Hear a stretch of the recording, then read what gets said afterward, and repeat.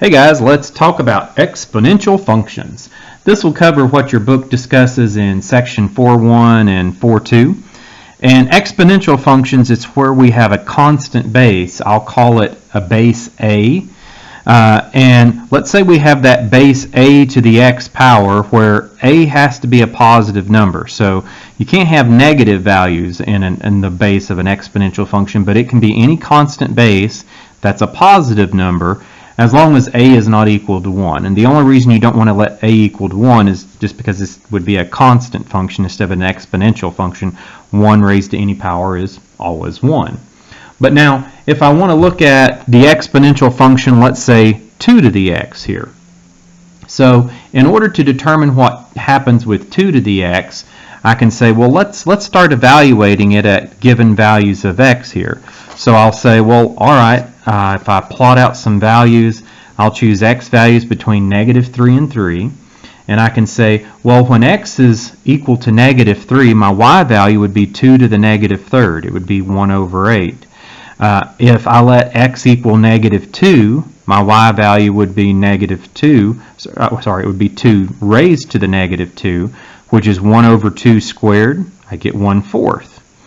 If I have x is -1, it'd be 2 raised to the -1 power. You get 1 over 2, 1/2. Now, of course, we know any number to the 0 power is defined to be 1.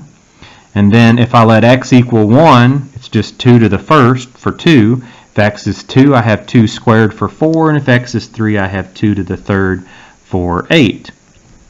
Now, what we want to do with these exponential functions is keep in mind what their graphs are going to look like. So if I plotted out these points, and this is not just unique to the graph of 2 to the x, but every exponential function is going to have a similar graph to this. So the things I'm wanting you to recognize about the graph of every single exponential function is that every single solitary one of them is going to have the ordered pair 0, 1, because any number raised to the 0 power is 1.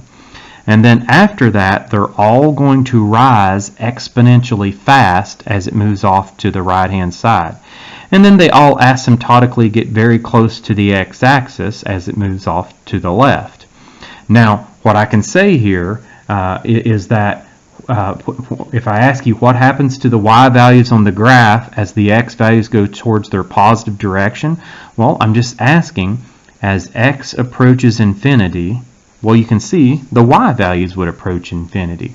So as x gets large, y gets large, and of course the y values get large much more quickly than the x values do. But we would say they both go off to infinity. Now, as x approaches negative infinity, so in other words, as x moves to the left, what's happening to the y? And what I'm wanting you to see here is, well, the y value is going to go off towards 0. And this function would have a horizontal asymptote at y equals 0 since it's going to approach that x-axis there. Remember, the x-axis is the horizontal asymptote of 0. Now, if we talk about properties of every single exponential function in existence, they all have an infinite domain from negative to positive infinity. They will all have a range starting at 0 and going to infinity. They'll all cross through that through that y-intercept I was talking about. When x is 0, y is 1. The end behavior, as x approaches infinity, the y values will go to infinity. And as x approaches negative infinity, the y values go towards 0. That's just another way of stipulating what I was talking about up here. Now, if we look at some other types of exponential functions here, and it's not showing the colors too well here, but if I'm talking about, it says the usual shape for an exponential functions graph, and then I say you'll need to be able to apply graphing transformations for these functions. Now, if our exponential base a is a number larger than 1, it looks just like the graph of that 2 to the x, where you can say the base exponential function asymptotically approaches the x-axis, goes through the ordered pair 0, 1, and then rises exponentially. But on the other hand, so this would be like if my base a was 2. Well, what if my base a was a positive number less than 1? Think about, well, what if the base a was 1/2? then you'd say, well, all that's going to happen is it's going to be a reflection about the y-axis. And the reason is because if you keep on raising 1/2 to a larger and larger power, it would become 1 over 4, 1 over 8, 1 over 16. It's going to asymptotically approach the x-axis as x moves to the right. And on the left-hand side, when you plug in negative values for x, that 1/2 would become 2, would become 4, would become 8. So you say, well, if a is going to be a fraction, it's just going to reflect that function about the y-axis. Now, let's take a look at that. So if I have to sketch the graph of 3 to the negative x power here. Now, I've also shown that 3 to the negative x power, it's the same thing as 1/3 to the positive x. And the reason for that is because 1/3 to the positive x would be that 1/3 is the same thing as 3 to the negative 1. And then we know when we have a power to a power, we multiply exponents. You say, okay, so 3 to the negative x is the same thing as 1/3 to the x. If I had 3 to the positive x, you'd say, well, that's just your base exponential function that crosses through 0, 1 and rises exponentially fast on the right-hand side. This, the only thing you're doing is you're changing the sign on x, and so you say, well, if I change the sign on x, then I reflect about the y-axis. So whether we call it 3 to the negative x or 1/3 to the x, you need to see that this is a reflection about the y-axis of the base graph, y equals 3 to the x. So whenever I graph this function, I'm thinking of this function reflected about the y-axis here. Now, what if I try to graph the exponential function 4 to the x minus 3? You'd say, well, your base exponential function 4 to the x, you know you would start up here and it would cross through at 0, 1. It would rise exponentially fast and it would asymptotically approach the x-axis on the left-hand side. So it would look something like that. This function is just going to be that function shifted down 3 units. So I needed to show its horizontal asymptote is at y equals negative 3. That's what I tried to do right here. I also need to show where its y-intercept is. Well, it's shifted down 3 units. That's why it's crossing at negative 2 down here. Then you can see as we move towards the left, as x moves towards negative infinity, the y values are getting closer and closer to that y-intercept, or sorry, to that y horizontal asymptote at negative 3. And as x values get large, the y values go off towards infinity. Now that's what I'm trying to talk about as we talk about the domain, range, and asymptotes here. Whenever you look at the domain for every single exponential function, we already know the domain is all real numbers. How do we know that? Because they always move forever to the left, forever to the right. No matter which direction they are, their domain is going to involve all real numbers. Now the range is restricted.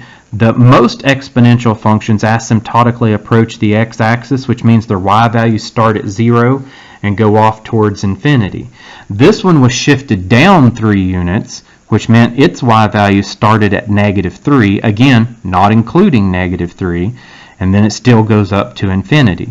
So the asymptote was at y equals negative 3, whereas our normal horizontal asymptote is at y equals 0. Now, the normal exponential base that we typically deal with is exponential base e.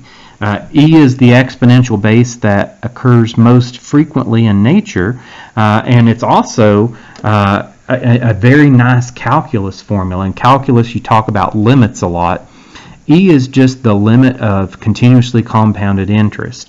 So if I say you start off with $1, but I'm going to give you 100% interest, but I'm going to break that interest up into infinitely many payments. You say, well, you'd think that that sounds great to begin with, but if I'm still only giving you 100% interest and I'm breaking that interest up into infinitely many payments, then each payment becomes so ridiculously small, it doesn't matter how many times you're giving those payments. But this E that's equal to this number right here, it's the act of continuously compounding interest of 100% on a $1 payment. So you say, if you give 100% interest infinitely many times, that $1 would become essentially $2.72. That would be its rounded value. So 2.71828181828 is the value for E. approximately. It's an irrational number, goes on and on forever. Now, let's look at some graphs with the exponential function base e. You say, well, it's just an exponential base. It's very close to 3, so it's going to look very similar to the graph of 3 to the x. So when I ask you to graph out shifts of e to the x, and you say, well, okay, if it were just e to the x, I know my graph would look like this. The graph of y equals e to the x, it's going to cross through at 0, 1. It's going to rise exponentially quick to the right-hand side, and it will asymptotically approach the x-axis off to the left. And I know when x is 1, the y value would be e. So I know that that's what my base function would look like if it were just y equals e to the x. Well, I had to graph e to the x plus 2 here, so you have to remember, whenever the 2 is in with the x, it's always a horizontal transformation, and you always do the opposite of what the sign would imply. So when I see plus 2, I'm thinking it's just the graph of this shifted 2 units to the left. So instead of crossing through the ordered pair 0, 1, you'll notice it crosses through the ordered pair negative 2, 1.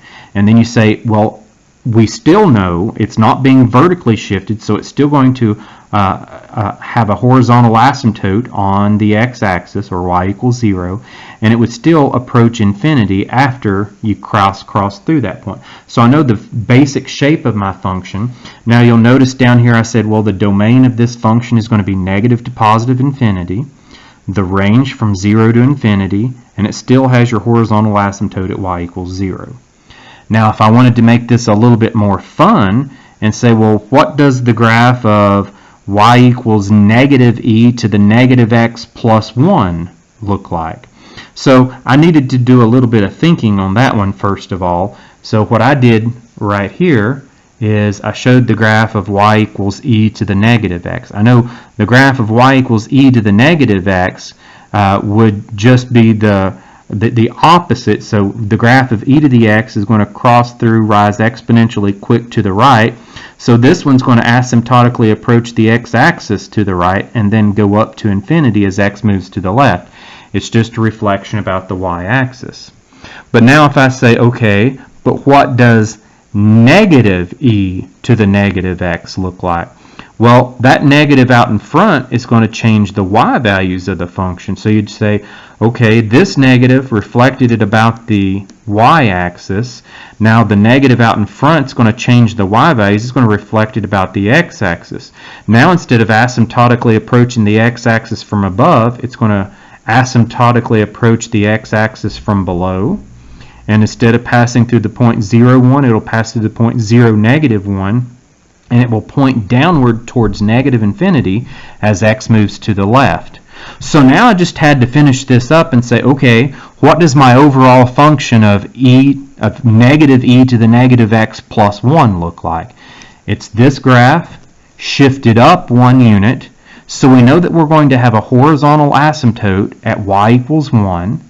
That y-intercept that was at 0, negative 1 now is at 0, 0, and my shape of the function is the same given that vertical shift upward a little bit.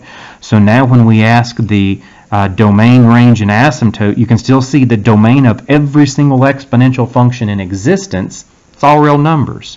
The range, you can say, well, clearly it's going down towards negative infinity. It's going to go up towards 1, but not include 1. That's why my range is from negative infinity up to 1 with a parenthesis. And of course my asymptote is that value of y equals 1.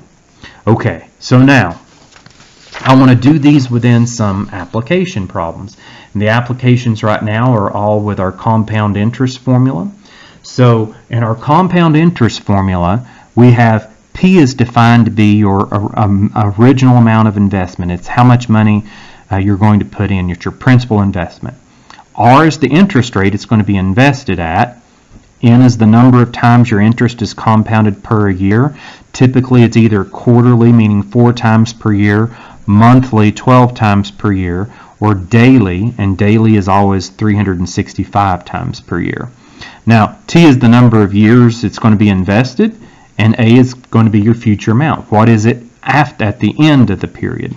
So your compound interest formula, A is equal to P times the group 1 plus R over N, the number of compoundings divided by the number of, the interest rate divided by the number of compoundings, raised to the NT power, the number of compoundings times the number of years. So now, let's look at a problem here. If I say we have an investment of $10,000 and you're guaranteed an annual percentage rate, the APR, annual percentage rate, of 8.2%. It's a really good interest rate.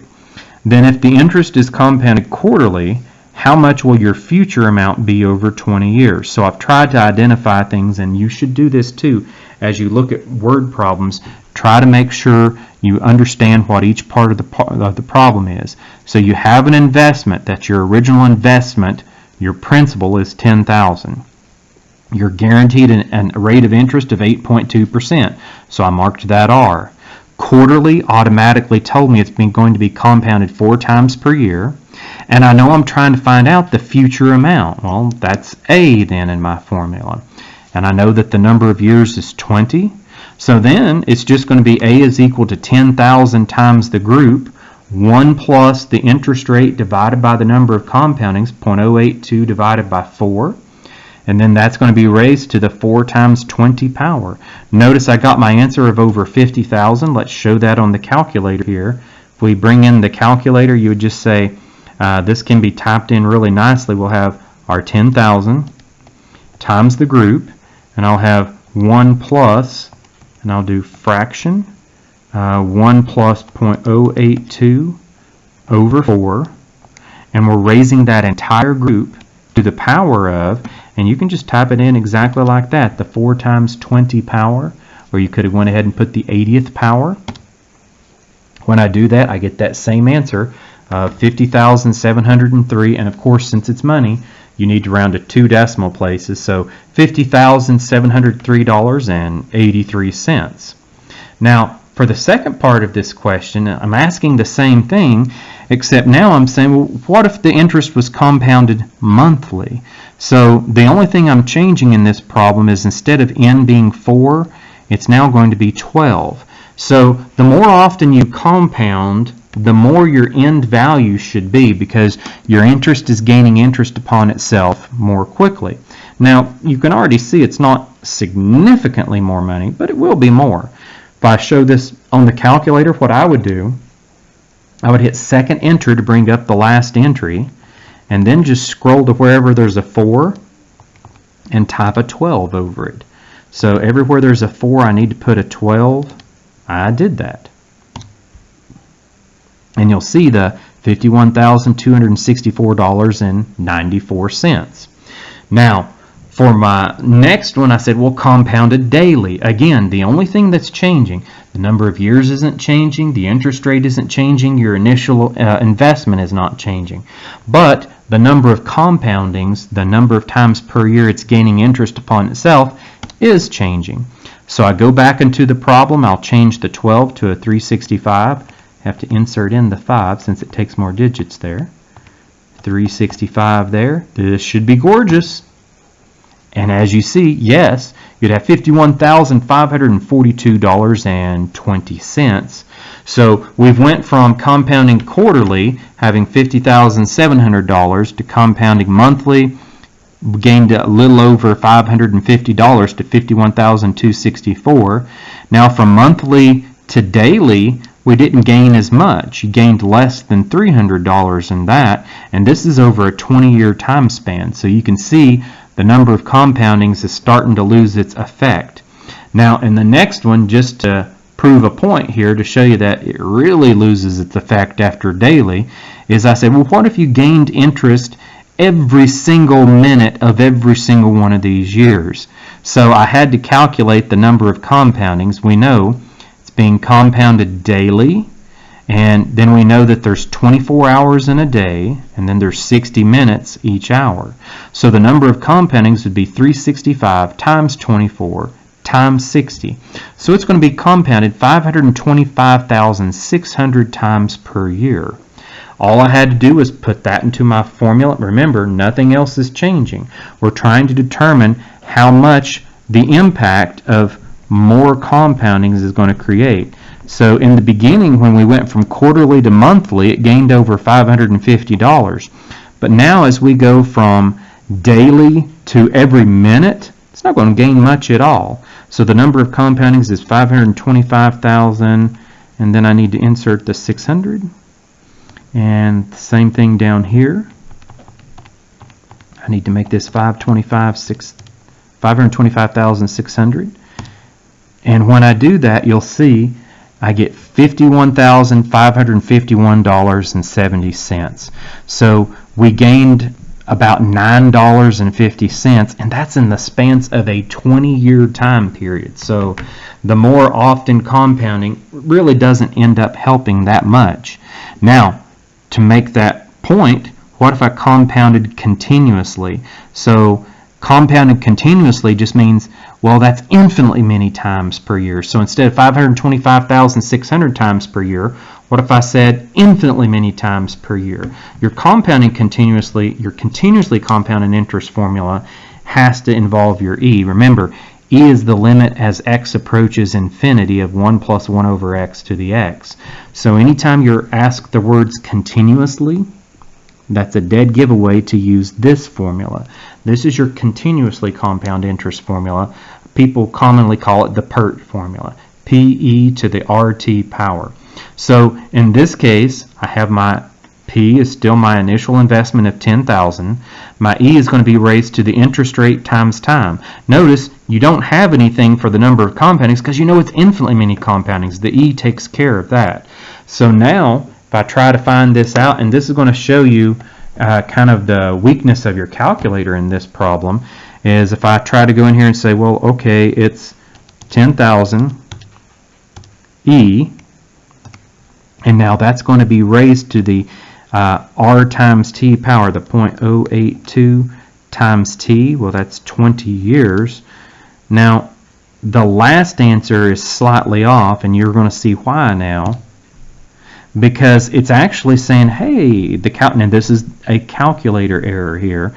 The calculator is making a mistake and saying you actually gain less interest if you compound it infinitely many times than if you do 525,600 times.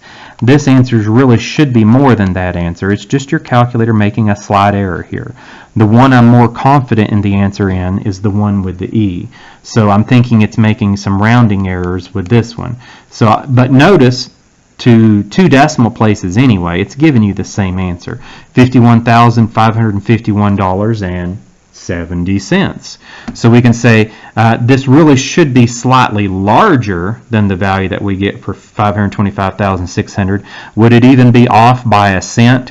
Nope. That's just showing you that the number of compoundings after a certain number, and that certain number is really about daily, after that you don't gain much by compounding more frequently. Alright, now next section we'll be talking about the gorgeous world of logarithmic functions in 4.3. But hopefully this gets you through enough information in 4.1, 4.2. Please let me know